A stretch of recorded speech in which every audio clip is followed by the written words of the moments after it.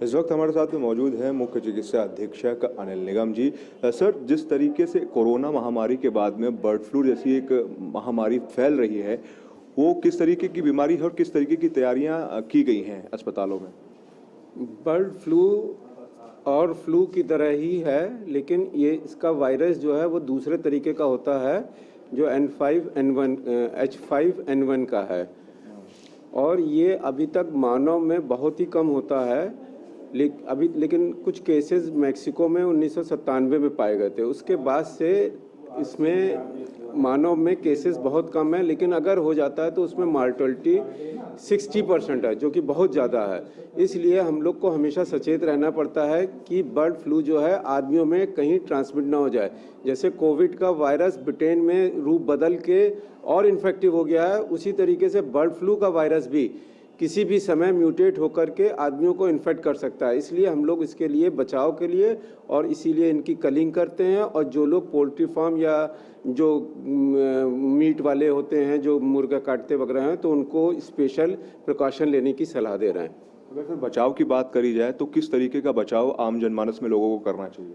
कहीं भी अगर आसपास कोई भी बर्ड मरी हुई मिले तो उसको टच ना करें, उसको जला दें, या जो मोबाइल नंबर दिए गए हैं हॉस्पिटल का भी है, कंट्रोल रूम का भी है, और वेटनरी कंट्रोल रूम का भी नंबर है। दोनों में आप संपर्क करके ऐसे लोगों को, ऐसे बर्ड्स को तुरंत बताएं, जिससे कि उनका परीक्षण भी किया जा सके कि वो बर्ड फ्लू था कि नहीं। क्योंकि यहाँ पे तो परीक्षण होता नहीं है, या तो भोपाल जाता है या फिर बरेली जाता है सैंपल, तो वो परीक्षण होकर ये निश्चित हो जाए कि वो बर्ड फ्लू से है कि नहीं है। लेकिन कुछ कन्फर्म केसेस हो गए हैं, इसलिए हम लोग को बहुत सावधान रहना चाहिए।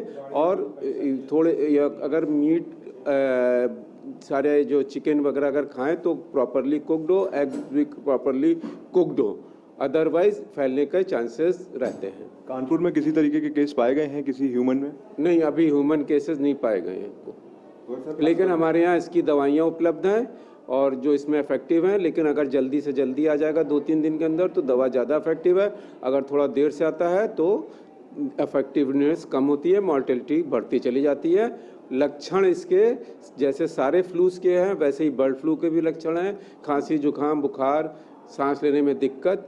तो इसलिए डिफरेंस कर पाना ज़रा मुश्किल होता है। लेकिन जिस जगह बर्ड फ्लू फैल जाता है वहाँ हम लोग इनको भी बहुत एहतियात से देखते हैं। किस तरीके की तैयारियां अस्पताल में है? यहाँ पर उर्सला में अगर मरीज को देखा जाएगा कि रखा जाएगा कि मतलब हाईलाइट में रखा जाएगा, कहाँ रेफर किया जाएगा, किस तरीके की तैयारियां हैं? क्योंकि अभी कोई केस पाया नहीं गया है ह्यूमन बीइंग में, इसलिए कोई शासन से दिशा निर्देश नहीं है।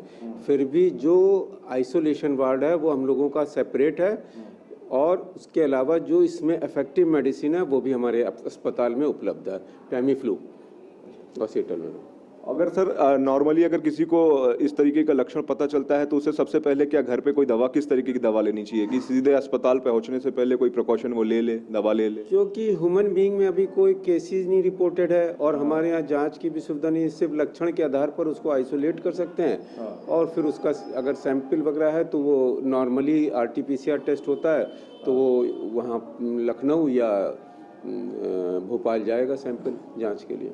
कोविड वैक्सीन की अगर बात की जाए तो वैक्सीन कब तक आने की संभावना है, कब से लगना चालू हो जाएगी? कोविड वैक्सीन का फर्स्ट ड्राइव जैसे प्रधानमंत्री महोदय ने कहा है, माननीय प्रधानमंत्री जी ने, 16 को फर्स्ट है, फिर उसके बाद मंडे और फ्राइडे इसका लगेगा।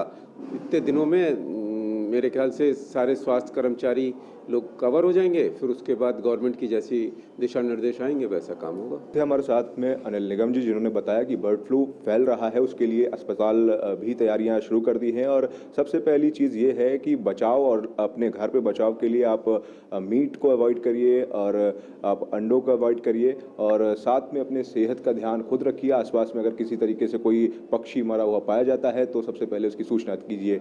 कैमरा पर्सन वीरेंद्र सिंह के साथ विरल गुप्ता, न्यूज़ प्लस, कानपुर।